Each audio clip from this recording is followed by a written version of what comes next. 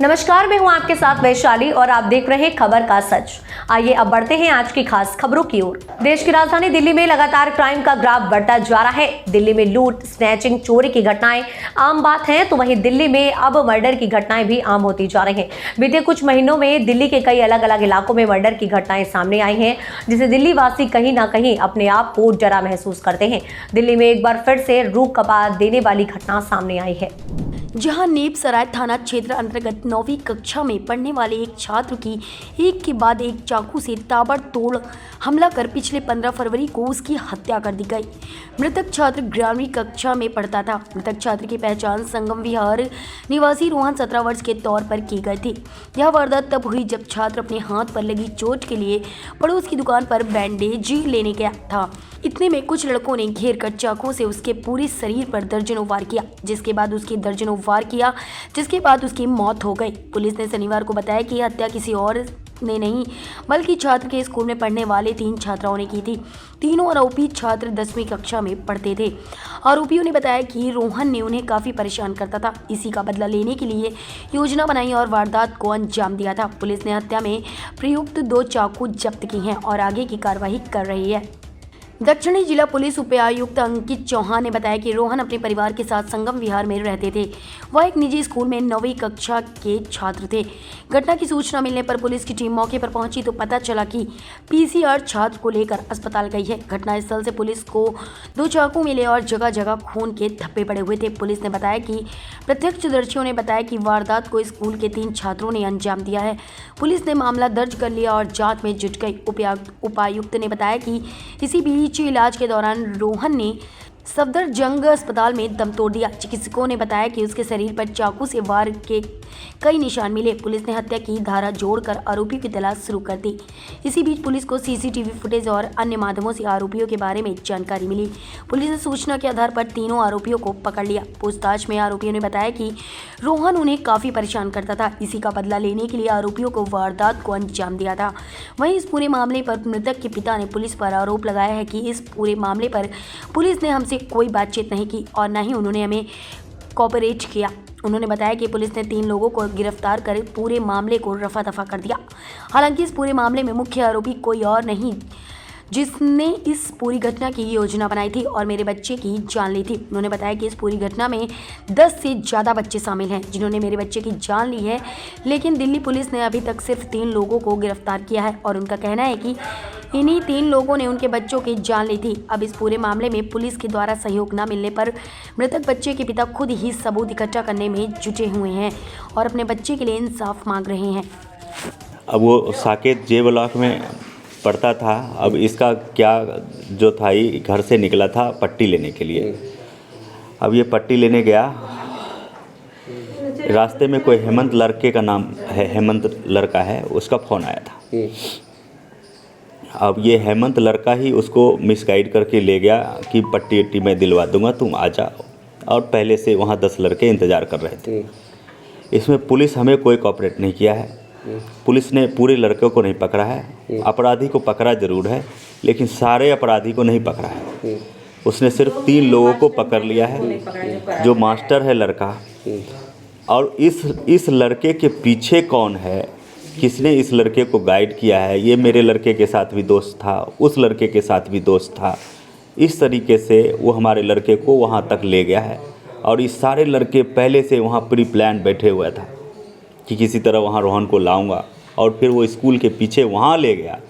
और इन लोगों को पता है कि वहाँ कैमरा ख़राब है। हर जगह मेरे बेटे के साथ वो एकदम घेराबंदी करके ले गया है उसको। उसके बाद वहाँ ले जा कर के चाकू मारा है उसको, जहाँ कैमरा नहीं है। कितने चाकू मारे गए हैं? 16 टाइम चाकू मारा है। 11:30 बजे की बात है, 15 तारीख को। अच्छा, कितने लोग इसमें, कितने बच्चे शामिल थे? उसमें 8 लड़के तो जेन्युइन दिख रहे हैं, 8 लड़के हैं। 8 लड़के के पीछे वाला लड़का कौन है, ये 8 लड़के ही बताएंगे। क्या पुलिस आपके घर पर आए? अभी तक कोई पुलिस नहीं आई है। अभी तक कोई पुलिस नहीं आई है, और ना ही पूछने आया है कि बच्चा कैसा हुआ, कैसे हुआ। सिर्फ उन्होंने अपना वो काम कर दिया जो 100 नंबर पे किसी ने फ़ोन किया था, उस आधार पे उन्हें अपना FIR किया है वो, और जो भी करना था उसको, वो 3 लड़के को जेल भेज दिया। ऐसा अपना पुलिस वाला बोल करके अपना केस बंद करके वो बैठे हुए हैं। जितने फुटेज उटेज कलेक्शन की बात है, ये सब हम अपने स्तर से कल से हम ढूंढ रहे हैं। पुलिस इसमें कोई मदद नहीं किया है। अगर पुलिस मदद करती तो घंटे भर में ये सारे फुटेज आ जाते, लेकिन किसी ने मदद नहीं दिया।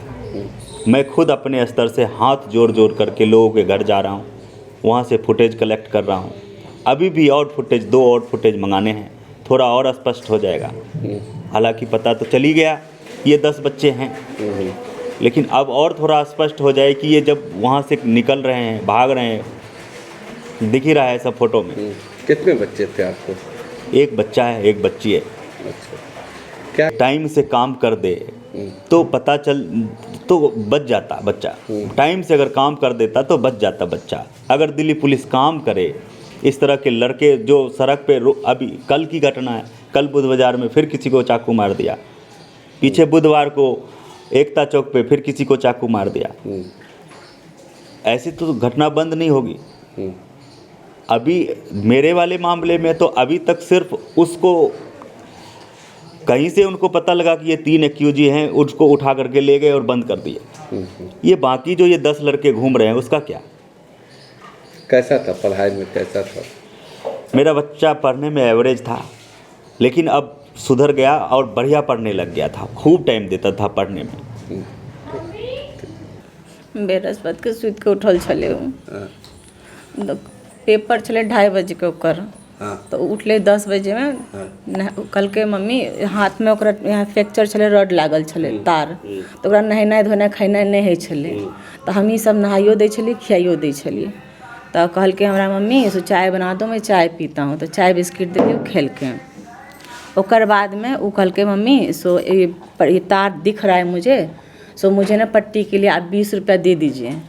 तो मैं बोली उसको कि बाबू 20 रुपया रात को तेरे को शाम में फ़ोन में पेटीएम क्यों, उससे ले आ, जब जाएगा ना तो ले लेना मेरे से। फिर वो बोला ठीक है, फिर वो चला गया।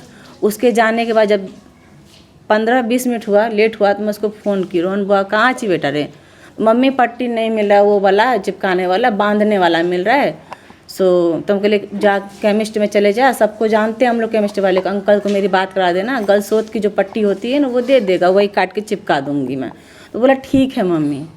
उसके बाद फिर जब देखे 10-15 मिनट हो गया नहीं फ़ोन आया, तो ये कपड़ा प्रेस कर रहे थे। ये लेके जाते उसको स्कूल छोड़ते और ड्यूटी जाते हैं। ये बोले ठीक। मैं बोली रोहन को देखिए इतना देर हो गया, बोला बंटी केबल वाले के पास हूँ, अभी नहीं आया है। इनको बोल ही रहे कि उतने में मेरी बेटी की फ्रेंड की मम्मी फ़ोन की। सो रोहन मम्मी सो ये 20 वाला नंबर किसका है लास्ट में? 99 और लास्ट में 20 में। बोली तो रोहन का नंबर है। बोली ओ मैडम जल्दी भागो, बेटे को कोई चाकू मार दिया है। तब हम दोनों प्राणी यहाँ से जैसे तैसे अपना निकले। यहाँ से निकले तो फ़ोन लगा रहे हैं गाड़ी में कि मतलब हमसे पहले कोई पहुँच जाए। फिर जिसके हाथ में फ़ोन था रोहन से शायद उस हालत में भी पैटर्न खुलवाया कि बेटा पैटर्न खोल, उसमें उसने लॉक लगा रखा था उसने। फिर उसने कहा कि आप लोग कौन हो? मेरे इसके मम्मी पापा है। तो आप लोग कहाँ हो? हम बोले भैया हम भी घर से निकल गए, हम आपके पीछे ही, आप कहाँ हो? तो हम बांध पे लेके गए थे, वहाँ नहीं लिया, बोला पुलिस केस है, मालवीय नगर ले जाओ आप। तो हम उसको बोले थोड़ा आगे जा करके कि एक काम करो, आप पैसे का टेंशन मत लीजिए, आप प्राइवेट में मेरे बेटे को जितना पैसा लगे आप लेके पहुँचिए, आपके पहुँचने से पहले मेरा बंदा पहुँच जाएगा वहाँ। फिर इनको हम बोले एक काम करिए, कोई दोस्त यार अगल बगल में वहाँ है तो उसको बोलिए ये रोहन का नंबर दे दीजिए, हमसे पहले वो पहुँच जाएगा। तो ये बोले ठीक है। इन्होंने अपने दोस्त को फ़ोन किया, विजय ऐसे बात है, तू पहुँच वहाँ। फिर ये वहाँ से मुझे वो फिर फ़ोन कर रहा है कि सर प्राइवेट वाला कोई नहीं लेगा, आपको सरकारी में मैं लेके जा रहा हूँ, सो आप मालवीय नगर पहुँचिए। तो जब तक हम वहाँ पहुँचे, जो लेके गया था वो मतलब वहाँ अस्पताल में देके वो जा चुका था और इनके दोस्त आ रखे थे। उसके बाद उनके पापा से पूछ लीजिए, आप मेरे से नहीं बोला जा रहा है। बोलो कोई बात नहीं, लग कहियो बोलो। उसके बाद गए तो जिस तरह हमको तो देखने ही नहीं दे रहा था, करते ये मम्मी है इनको दिखाना नहीं, साइड रखिए।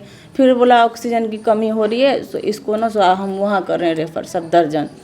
फिर सफदरजंग ये एम्बुलेंस उसमें लेके बेटे को बैठे और मैं गई पीछे पीछे, वहाँ पता नहीं भर्ती किया। तो जैसे हम अंदर गए तो देखिए हमारे बेटे के से आँख से आंसू जैसे, मतलब वो समझ सब रहा होगा पर वो बोल नहीं पा रहा था। उसका आंसू मैं पूछ दी, बोली बाबू रे तू ठीक हो जब कुछ हो नहीं हो तो डॉक्टर आके मेरे से कह रही है डायरेक्ट, जो आप कौन है, इनकी मम्मी है? हम कहा हाँ हम इनकी मम्मी है।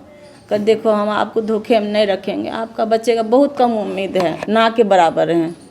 फिर मुझे बाहर कर दिया, आगे उन्हीं को क्या क्या बोला क्या हुआ वही जानेंगे फिर। इस अंक में फिलहाल इतना ही, अगले अंक में फिर होगी मुलाकात, तब तक के लिए नमस्कार।